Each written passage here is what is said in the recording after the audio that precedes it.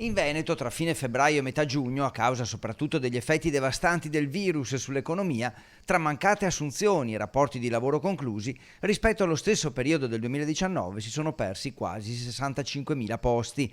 Il periodo peggiore è stato tra il 23 febbraio e il 3 maggio. Qui le assunzioni sono calate della metà, con oltre 8.000 posti di lavoro andati in fumo.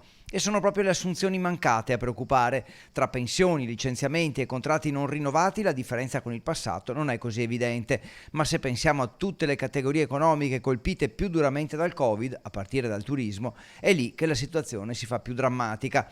Proprio alla vigilia del via alla stagione, infatti, per locali, discoteche, bar e ristoranti, oltre ad alberghi, agriturismo, villaggi, strutture ricettive in genere, la crisi è arrivata all'improvviso da fine febbraio, ancor più a marzo e aprile. Solo a maggio i numeri hanno ripreso a crescere, le assunzioni ad aumentare, anche se in modo contenuto, e il futuro a farsi meno nero. Ma non dimentichiamo che il blocco dei licenziamenti e la cassa integrazione hanno attutito la caduta e gli effetti si vedranno tra qualche mese. Agricoltura e informatica gli unici settori che hanno tenuto anche durante la chiusura.